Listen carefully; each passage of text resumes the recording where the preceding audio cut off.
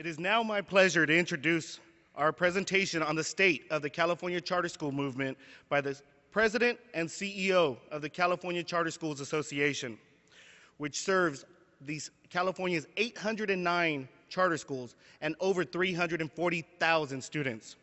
Please help me welcome Mr. Jed Wallace to the stage.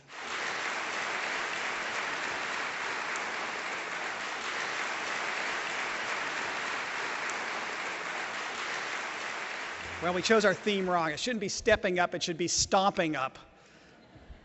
Or perhaps with Caroline Hawksby's presentation, studying up. What I love about both of those presentations is just the fearless abandon that both groups are putting toward their work, which I think is so emblematic of what I see in charter schools everywhere I go, that just fearlessness. I'm going to completely commit to this thing. I'm going to completely engage in this thing. And when you do, you see the results that we saw today. Thoughts about the status of the movement from an intellectual standpoint that are far beyond what we can find anywhere else. And then kids here, probably the best testament we can have to charter schools making a difference in students' lives. Good morning, everybody. My name is Jed Wallace. I am the CEO of the California Charter Schools Association. Welcome to our 17th annual conference.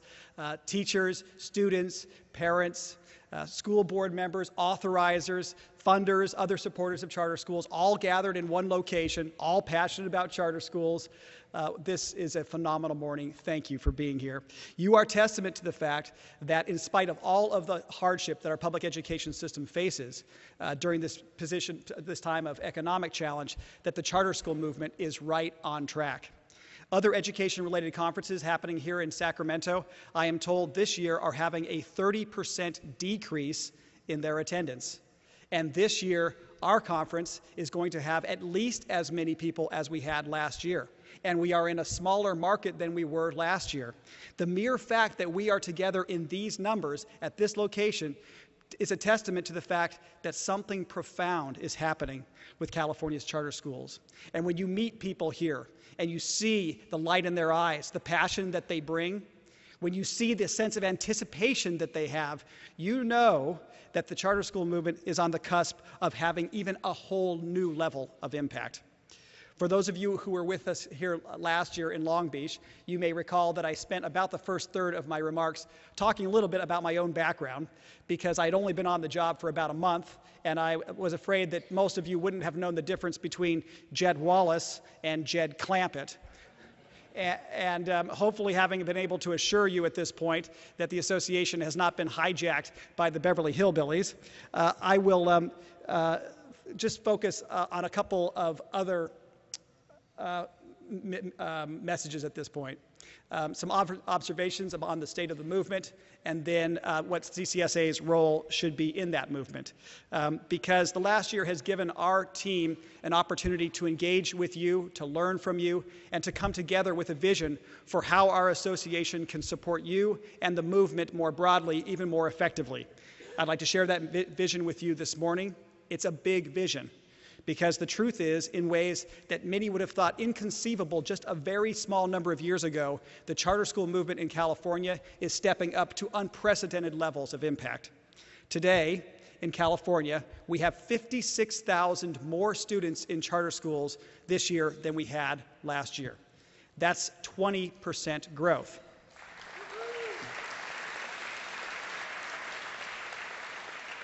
That's the equivalent of the 9th largest school district in the state of California materializing overnight.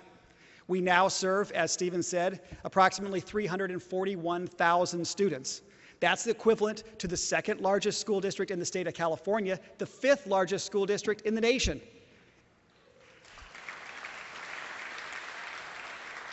And the pace of growth is only accelerating. Next year, we project opening 100 charter schools in the state of California. The first time we will have crossed the century mark, with at least 65,000 more students coming into charter schools, meaning that we will be adding to the charter school movement 1% of California's public school students on an annual basis. I want to put this in perspective. It took us 13 years as a movement to grow to serve 200,000 students.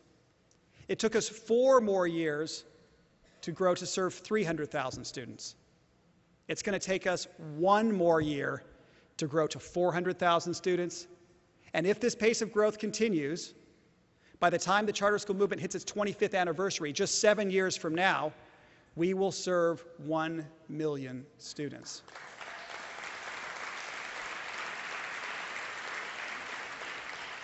And it's clear that in terms of academic achievement, the charter schools in California are stepping up as well.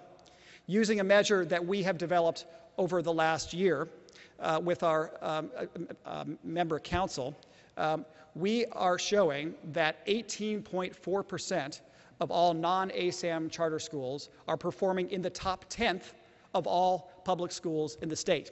That is something that controls for demographics. It does not rise to the level of Hawksbean standards, but it is, we believe, as good a measure as we can come up with, given that we must use the API system as our basis at this moment in time. 19.4% of charter schools in San Diego Unified are scoring in the top 10th. 34.5% of Los Angeles Unified School District charter schools are scoring in the top 10th.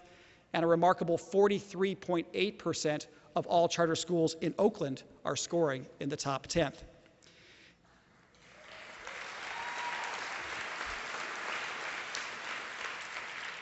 Simultaneous to this, it's becoming clear that charter schools are stepping up in terms of our advocacy effectiveness as well. At the heart of our stepped-up advocacy effectiveness is the fact that we are remaining united even as we grow. We are able to step up because in terms of our advocacy efforts, we are stepping together. All manner of charter schools, single-site operators, CMOs, independent study schools, online schools, bricks and mortar schools, you name it. Every region in the state, we have charter schools that are becoming and remaining members of this association. Today, nearly 75% of all charter schools in the state of California are members of this association. And 87% of all independent charter schools, schools that have separate legal status from their school district, 87% of them are members of this association. You wonder why your advocacy team can be so effective on your behalf in the Capitol building just a few blocks from here? I'll tell you why. It's because when that team walks in the door, legislators know that 87% of independent charter schools are walking in the door with them.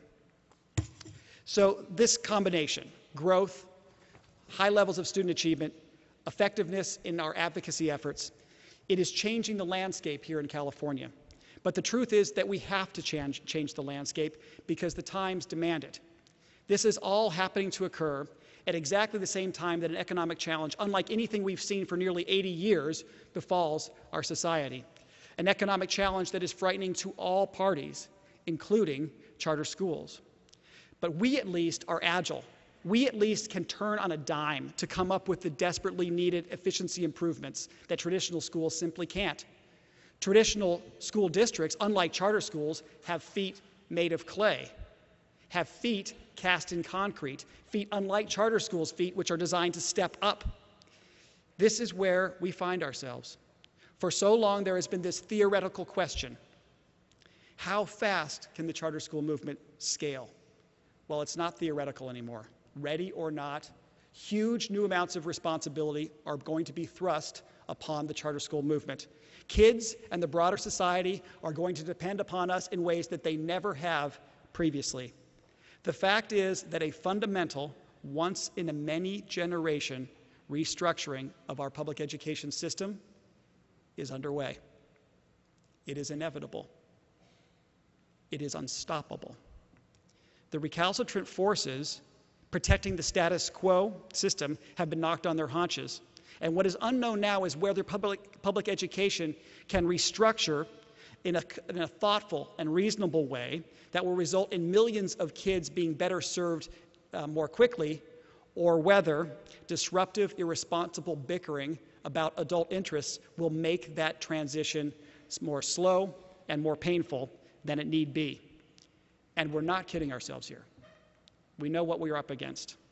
We know the recalcitrant forces are still alive and well, and their means of attempting to hold us back are growing more desperate as it's dawning on them just how transformational our impact is turning out to be. Just look at some of the desperate gestures by the status quo in the last few weeks.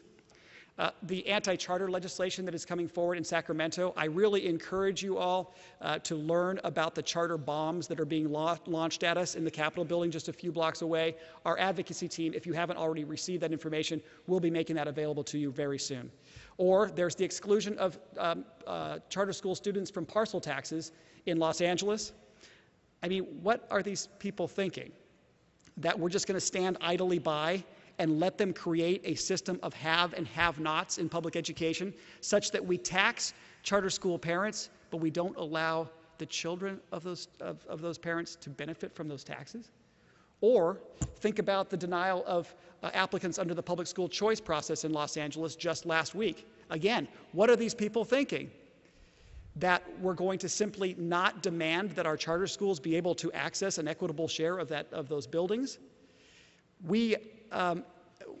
Those buildings were financed with bonds that were approved post Prop 39, where we reduced the threshold for approval from 2/3 to 55%. If it weren't for charter schools and their supporters having lowered that threshold, those buildings wouldn't exist. And they're not going to let our kids in the door? Or think about the refusal to respond to Prop 39 requests across this state in many, many jurisdictions, when literally tens of thousands of kids are on waiting lists. No, the recalcitrant forces are alive and well. And if there was ever a fitting moment for the movement to be coming together, to be reconnecting, to be rekindling relationships, and recommitting ourselves to our shared purpose, if there was ever a time for us to be gathering in order to devise better ways to serve hundreds of thousands of more students while simultaneously, perversely, the protectors of the status quo organize to undermine our efforts, surely it is now.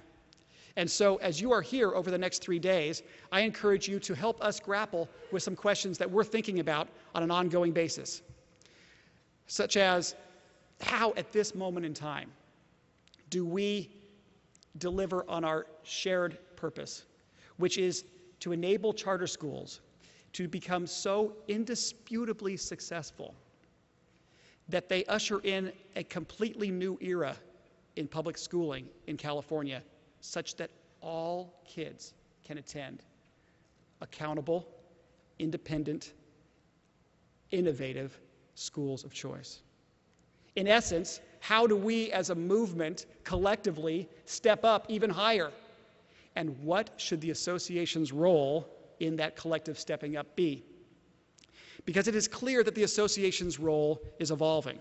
We in California are fortunate to be in a maturing charter school landscape, one where it is no longer necessary for the association to attempt to do everything. We benefit from having a variety and a richness of providers who understand charter school issues very deeply and are able to provide supports and services at a level of sophistication far beyond what we are able to do. Rather than competing with these providers, we want to leverage their talents by more effectively connecting our members to them.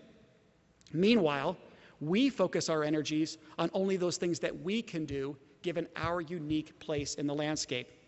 Here at CCSA, over the last year, we have made it our abiding passion to identify those things that we should be doing and to become incredibly good at those things. And in order to identify those things, and in order to learn about how we can become more effective, we have been reaching out to you over the last year, myself, nearly everyone from our team. And really, we have heard back from you that you would really like us to do and to excel at 6 things. You want us to there we go. Advocate more effectively on behalf of charter schools. You want us to use the courts more effectively on behalf of charter schools. You have asked us to continue providing critically needed operational and fiscal supports. You've asked us to advocate for appropriate academic accountability. You've asked us to communicate more effectively on behalf of the broader movement. And you've asked us to help grow the movement. And while I think that the jury is still out, we think there are some preliminary indicators that suggest that the association, like the movement, is stepping up. In statewide advocacy, we have committed an unprecedented amount of resources and effort toward improving our effectiveness here. And we've done a number of things, not all of them I can mention this morning, but just a few, is to be redesigning our regional approach, to harness the collective power of our schools at a local level to remove local impediments that are getting in your way. We have developed content and policy expertise within the association in critical areas.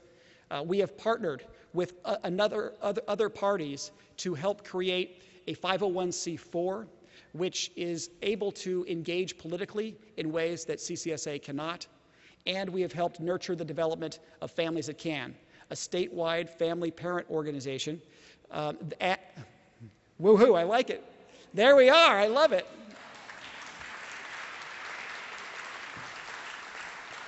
Thank you.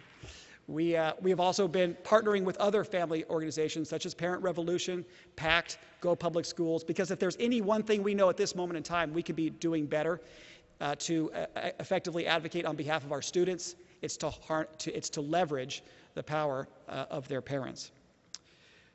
And while we again would say that the jury is still out, we do think we have some early indicators that our advocacy efforts are going in the right direction. I won't spend too much time repeating them. A number of them were referenced in our video, but we did come through the budget last year comparatively well with the 740 win, and some of the other things that were identified within that video. Secondly, you asked us to become more effective with our legal advocacy, and we've really focused our efforts here in 3 areas. One is to become more assertive with school districts, to insist, using public records requests and demand letters, insisting that they follow their obligations under the Charter Schools Act. Secondly, we've been particularly supportive around facilities, supporting schools making their Prop 39 requests, and letting their school districts know that we are watching their responses very, very carefully. And third, we have increased the litigation activity of the LDF, our legal defense fund. We have funded grants and loans on actions that have bearing on the broader movement. And I think this area, our legal advocacy area, is one that is not fully appreciated yet for the amount of impact it could have on our association. So I really encourage you to attend some of our breakout sessions on this so you can see how your school could both contribute to and benefit from our legal statewide agenda. In the area of operational and fiscal supports, we have expanded our insurance JPA, having more than 250 schools participate at this point. We also have our Zoom data source program with more than 250 schools currently being provided a data performance management system that was simply not available to charter schools previously. We have created a health insurance program with more than 2,000 charter school employees and their family members being insured. We have overhauled our Charter Employee Assistance Program, which provides professional liability and other supports to more than 1,000 teachers. And we have focused our business manager support and our knowledge management initiatives to make those among the most sought-after supports we have anywhere on our website. Fourth, you asked us to advocate for appropriate academic accountability. To undertake this work, we wanted to make sure we stayed particularly close to our members. So it was natural to us to reach out to our member council, leaders from a diverse group of schools statewide who were able to provide us guidance and input so that we could bring forward ideas that strike the right balance between strengthening academic accountability while at the same time encouraging variety and innovation in the movement. And we think over this past year that we've been able to strike that balance. Last June, after a 4-month process of engaging with the member council, we came forward with a similar students measure, which is a new approach to accountability, which was immediately hailed by U.S. Secretary of Education Arne Duncan as an important development that should be watched at a national level. We have engaged extensively with our members about the SSM since that time, and just 2 weeks ago, or within the last couple of weeks, we've provided 150 volunteer schools a new template report card showing how their school is doing on the SSM and on other measures as well. As Carolyn Hawksby mentioned, the recent passage of Race to the Top legislation in California has accelerated the time frame for bringing online a value-add accountability system in California, one that will be way more effective, way more sophisticated than any system that's based upon our current API, including our SSM. So as the state, in the next couple of years, we hope, is able to adopt that value-add system, we are proactively bringing forward a bill that we believe tees up the state of California for more effective charter school accountability for years to come. In addition to tightening timelines and timeframes and expectations for school districts in renewal, it does provide an opportunity for high-performing charter schools to request a 10-year renewal rather than a 5-year renewal. And for those schools that are missing current renewal criteria or are identified as persistently lowest performing under Race to the Top, the legislation requires action at the state board level or the state level before renewal can happen at the local level. In sum, we at the association think that we've made important progress on our accountability work. I hope that you will agree that we have been constructive and proactive and thoughtful and have sent an unmistakable message that no one cares about charter school accountability to the same level that charter schools themselves do. Fifth, you've asked us to communicate more effectively on behalf of charter schools. And to do this, we have brought in-house our communications team so that we are able to keep our communications efforts more tightly aligned with the strategy of the association. We have enhanced our ability to be more effective with community-based communications, including becoming far more sophisticated with our communications in the Spanish-speaking community. We have begun using social media, including Twitter and Facebook, so that we're able to to talk to other audiences, and we have nearly finished the overhaul of our new website. And it's my pleasure today to give you just a little glimpse of what that new website is going to look like. We think that we're giving you not just a view of what the future website might look like, but we think we're giving the entire state of California a glimpse into what the future of education looks like in the state of California. One thing I particularly like about the new website is the logo with the 4 different forms of lettering for CCSA, which is a constant reminder to us all that we will remain a group of diverse and innovative schools where no one size or font will ever fit for all.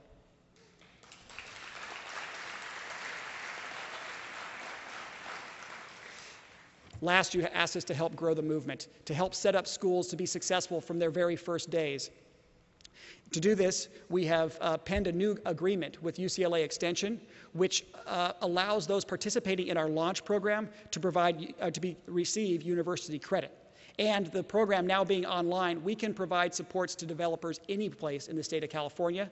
We have also brought on additional capacity to help capitalize on unique opportunities such as turnaround opportunities under Race to the Top and parent trigger opportunities.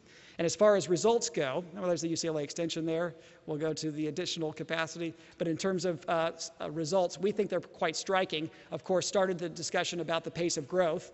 But there's also just the unprecedented quality. As Caroline was talking about, new schools, younger schools, being as successful in many instances as older schools, our measure shows that charter schools that are 6 years or younger are actually generating higher levels of student learning than charter schools that are 7 years and older.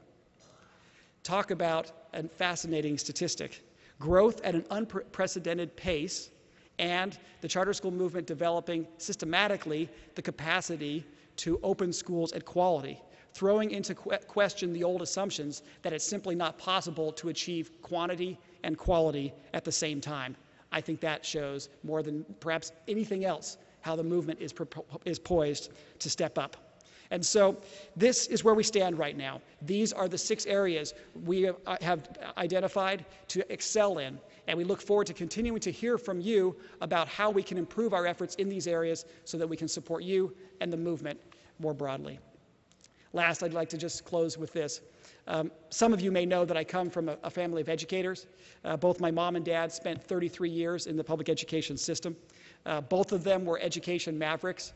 I probably was about the only kid growing up in the 70s and 80s who had a father who was a principal who had to worry that maybe his old man was going to lose his job. That's how much my dad was pushing the system back then. And having spoken to my parents often about this, I know that they look back at their 33 years in public education and think 33 years nobly spent, but in the end, what did it add up to? And when they come to visit our family now, and when they hear about the incredible opportunities that are available to this generation of educators because of the charter school movement, I tell you, the sense of envy is palpable. And so yes, when I get up in the morning to step in the ring on behalf of charter schools every day, I am 99% motivated by the youngsters who I have come to know during my years in public education. The photos, the faces on the wall from Hooper Avenue Elementary School, where I spent my 7 years in the classroom.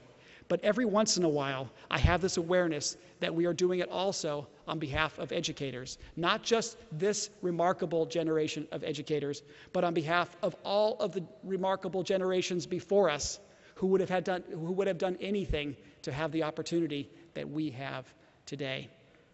On behalf of this generation of educators, on behalf of those who have come before, on behalf of the educators that will soon be entering the charter school movement, and of course, on behalf of the millions of kids that we will be serving, I say for John, step up, step higher, take advantage of this unbelievable opportunity to demonstrate that public education can be far more successful than was previously thought possible. If there's anything that we can be doing for you, please let us know. Reach out to me personally or to anyone at CCSA. We will be there right beside you, stepping up at every point in the journey.